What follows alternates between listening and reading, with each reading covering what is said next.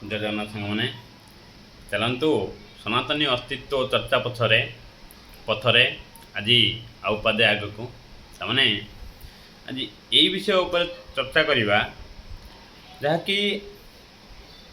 ब्राह्मण विरुद्ध शिक्षानीति चर्चा क्या कहुए बा वैदिक काल जितेबाला ब्राह्मण मान द्वारा ब्राह्मण मान ज्ञानर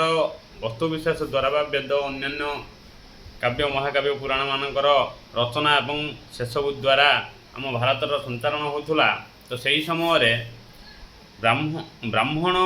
विरुद्ध शिक्षानीति गोटे आरंभ होता तो जो ब्राह्मण पाखक अन्य माने शिक्षा नेबाकू जाउथिले वैदिक काल यही ब्राह्मण विरुद्ध शिक्षानीति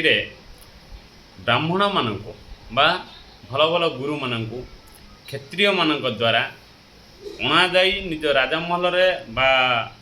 निज राजदरबार राजकीय खाद्य वस्त्र दि जाए ब्राह्मण मानक बा गुरु मानक रखा जाए तांठारु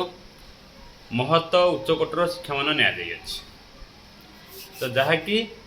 ब्राह्मण मानकर शिक्षानीति अंतर्भुक्त यह ब्राह्मण मान शिक्षानीति अंतर्भुक्त नुह ब्राह्मण मैंने सब से ब्राह्मण माने गुरु हिसाब से शिक्षा दौले आर शिक्षानीति एमती थिला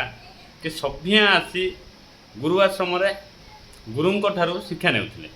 किंतु एठी उल्टा होता तेणु यह ब्राह्मण विरुद्ध शिक्षानीति बोली कहुए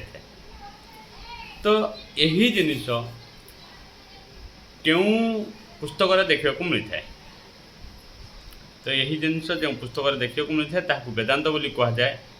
जहाँकि वेदांत बा उपनिषद यह उपनिषद कहुए उपनिषद कहले आम कौन बुझा उपनिषद किसी अलग बा स्वतंत्र वस्तु नुह यह वेदर सारांश मुख्यांश बा वेदर बहुचर्चित अध्याय प्रमुख जिनिस गुड़िक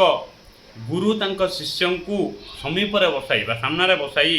वेदरू किछि किछि अंश महत चर्चा को तांको प्रिय शिष्य सामने कहवा यही गुरु कहिथिबा तांको प्रिय शिष्य को वेदर महत बा उपादेय वस्तु मान जो पुस्तक स्वतंत्र भाव लेखागला ताहाको उपनिषद बोली कहुए तो यही उपनिषद संख्या 108 अटे किंतु मात्र एथिरु 13टी मिल पारि तो यही 13टी मध्यरु श्रेष्ठतम मुंडक उपनिषद होता है।